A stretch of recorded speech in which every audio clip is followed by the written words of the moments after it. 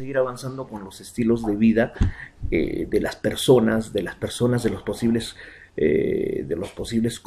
prospectos, consumidores, que nos plantea pues Rolando Arellano en su investigación Al Medio hay sitio, en su publicación, ¿no? En su libro Al Medio hay sitio.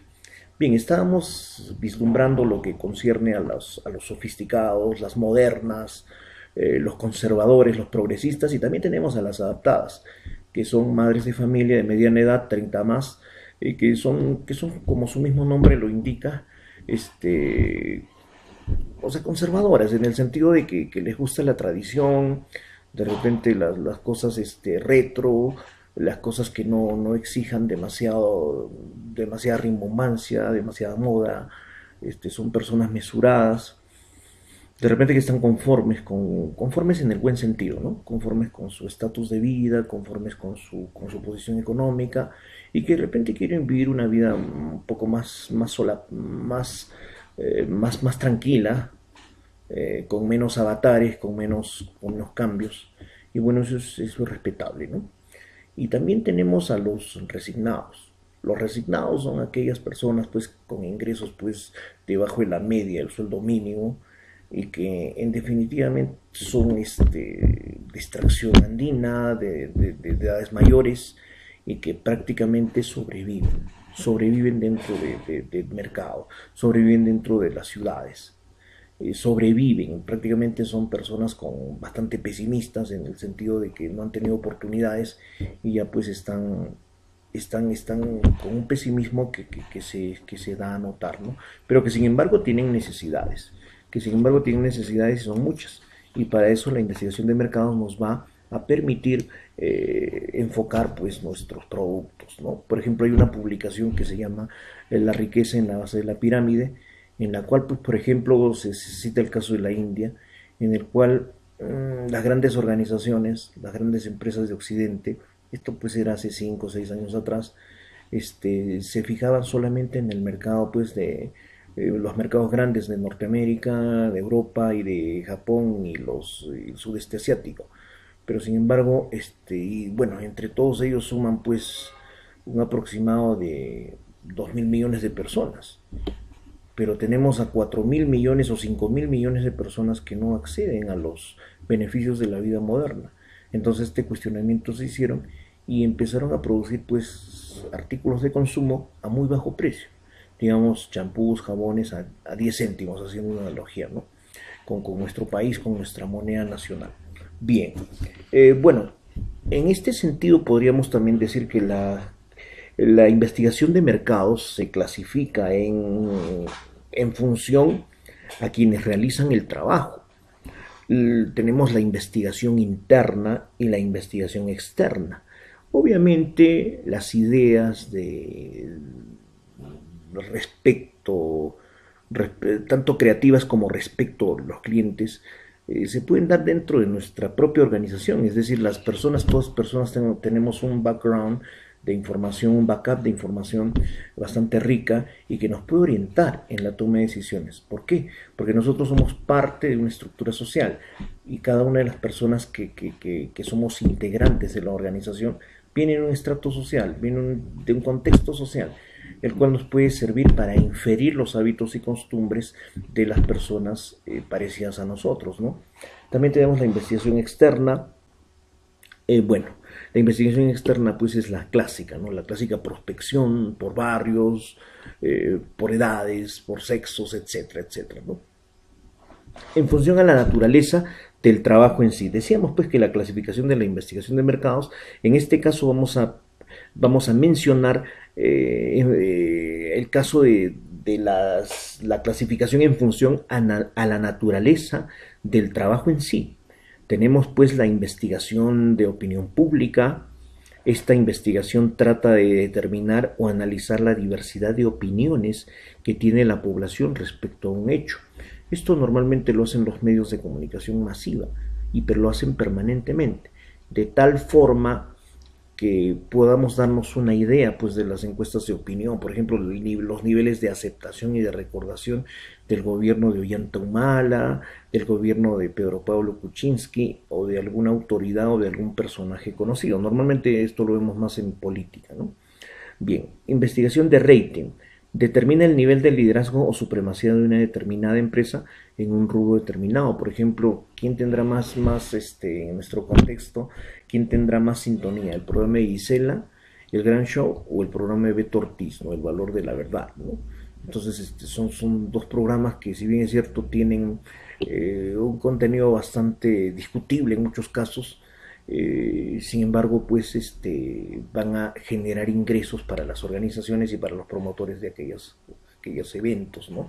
Aquel tipo de programas o realities, como se les llama ahora, ¿no? Bien, entonces tenemos la investigación de opinión pública, de rating y también la investigación de preferencias electorales. Bueno, es clásico en nuestro país y cada vez que hay elecciones, y creo que en todos los países se da, ¿no? Y esto marca tendencias muchas veces, ¿no? El hecho de que yo prefiera uno u otro candidato, una u otra postura genera tendencias. Por ejemplo, en este momento en Norteamérica se ve pues que la competición entre Donald Trump y Hillary Clinton, prácticamente hay un empate técnico, porque Donald Trump aprovecha muy bien, entre comillas, aprovecha las debilidades de la señora Clinton, ¿no? Que se acaba de enfermar y que le están aduciendo pues que ya es una persona prácticamente veterana de la tercera edad. Y bueno, están resaltando esos aspectos negativos. Y obviamente esto se ve reflejado en las preferencias electorales que actualmente marcan un empate técnico, ¿no?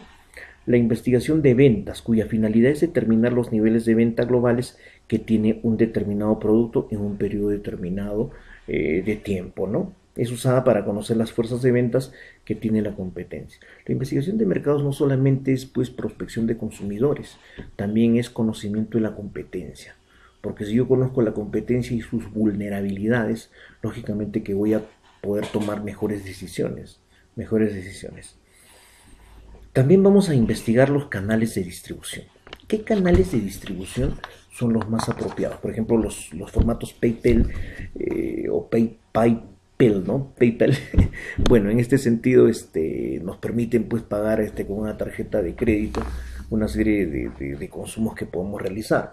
También tenemos la investigación de precios, la investigación de segmentos de mercado, la investigación de gustos y preferencias, ¿no? Que eso nos atañe a todas las organizaciones, sobre todo de carácter comercial, la investigación de exploración para ver, de repente vamos a testear, como se dice, vamos a tantear qué posible éxito podría tener un producto, un servicio que lo podamos lanzar. La investigación para el lanzamiento de un producto, bueno, y finalmente la investigación también se divide en función a los métodos e instrumentos empleados. La investigación tecnológica y la investigación clásica. ¿Cuál será el papel en este sentido de la investigación de mercados? Bueno, la investigación de mercados va a tener una serie de elementos con los cuales jugar, con los cuales tomar decisiones o tener que controlar. Por ejemplo, tenemos las variables de marketing controlables. Por ejemplo, ¿qué cosa puede controlar la empresa para que tenga éxito en el mercado? Por ejemplo, el marketing mix, ¿no? El producto, precio, promoción, comunicación y distribución. Los grupos de cliente conformados por los consumidores, empleados, accionistas, proveedores. Y los factores del ambiente que no son controlables también es bueno conocerlos, porque ustedes saben pues que una decisión de inversión corre riesgos, sí, pero hay que minimizar los riesgos. Para eso tenemos que referir pues cómo está la tasa de cambio, el nivel de riesgo país, el PBI, etcétera, ¿no? A nivel de economía, tecnología, competencia, leyes y reglamentos, factores sociales y culturales y factores políticos.